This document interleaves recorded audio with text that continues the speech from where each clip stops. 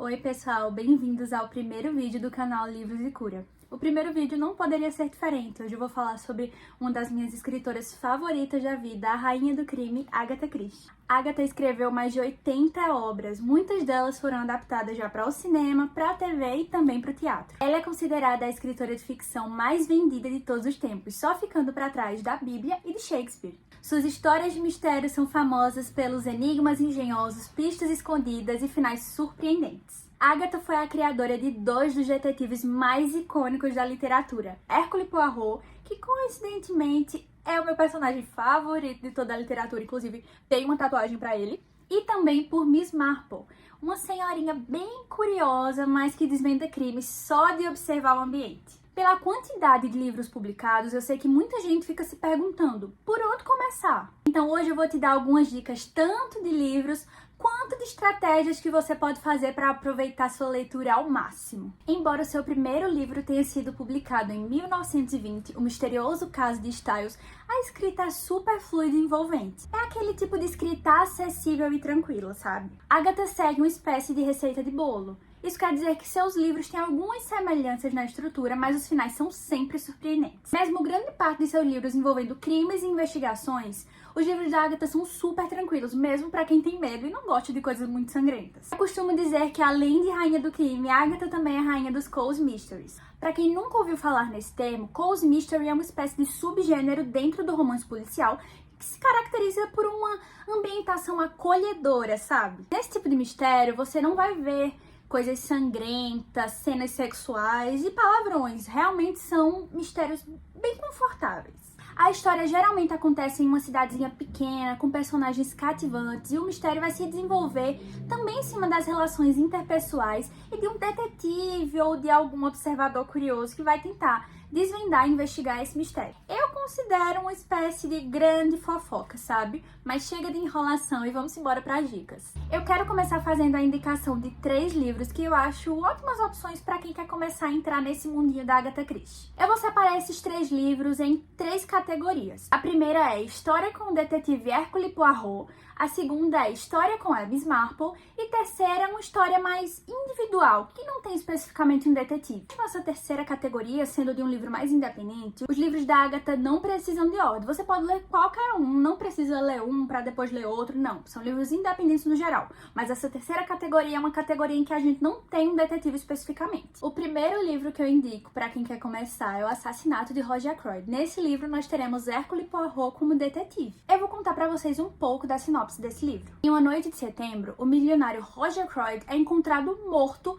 dentro da sua mansão. Ele foi esfaqueado com uma espada tunisiana que fazia parte do seu arsenal, da sua coleção de itens raros. A morte do fidalgo industrial é a terceira de uma sequência de crimes que vem acontecendo naquela vila. Iniciada pela morte de Ashley Ferrars, que pode ter sido causada tanto pela ingestão acidental de soníferos, quanto pelo envenenamento causado pela sua esposa, que, aliás, morre por suicídio logo após a morte dele. Sua esposa, coincidentemente, é amiga de Roger Ackroyd e ela morre logo à morte do marido.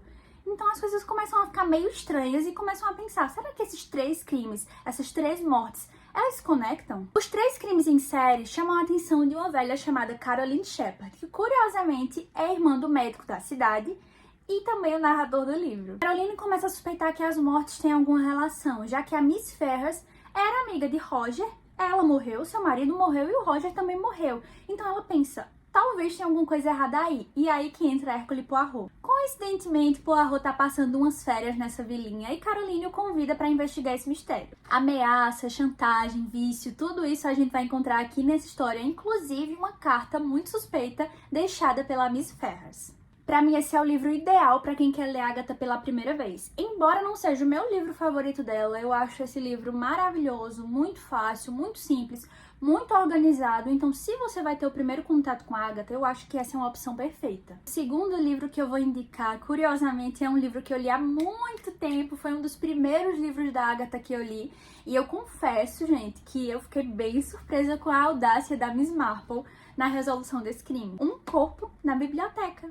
7 da manhã, os Brent acordam e encontram um corpo dentro da sua biblioteca. Mas eles não fazem a menor ideia de quem é aquela pessoa e de como aquele corpo chegou até lá. Chocada com esse acontecimento, Miss Brent é amiga de Miss Marple e chama a senhorinha curiosa para investigar esse mistério e tentar descobrir o que aconteceu. Então Miss Marple, como a detetive amadora mais famosa daquele lugar, decide entrar de cabeça e descobrir quem é aquela garota. Quando outro corpo surge em uma pedreira, Miss Marple pensa, talvez esses crimes tenham alguma espécie de conexão. E ela precisa descobrir que conexão é essa. Eu lembro que quando eu li esse livro eu gostei muito da ambientação. Os cenários são muito bons e muito bem construídos. Os livros da Agatha tendem a acontecer em um certo raio. Às vezes o livro se passa apenas em uma casa. Mas esse livro, ele explora muitos ambientes. E todos os ambientes são muito bem construídos. Além da leitura desse livro ser muito simples, como muitos outros da autora, a forma como a Miss Marple desvenda esse crime é genial e muito surpreendente. Eu tenho certeza que você vai ficar chocado quando terminar a leitura. Pra mim, esse livro é a oportunidade perfeita, tanto pra você conhecer a Agatha, quanto pra você conhecer a Miss Marple. O terceiro e último livro é considerado o livro de suspense mais famoso de todos os tempos. Eu tô falando de Não Sobrou Nenhum. Nesse livro, nós não teremos Hercule Poirot, muito menos a Miss Marple. É um livro independente, sem nenhum detetive. Na Ilha do Soldado, uma antiga propriedade de um milionário norte-americano, 10 pessoas sem nenhuma ligação aparente são confrontadas por uma voz misteriosa.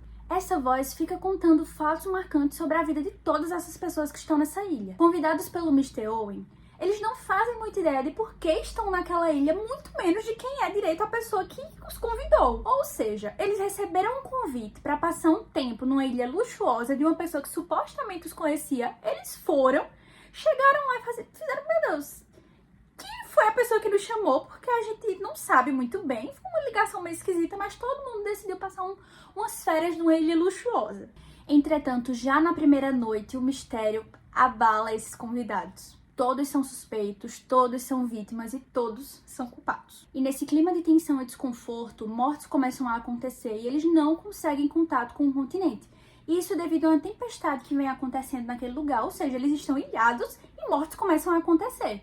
Aí eles ficam se perguntando, quem é Mr. Owen que nos convidou para aqui? Será que tem alguém de fora nos matando? Ou será que um dentre nós é o culpado?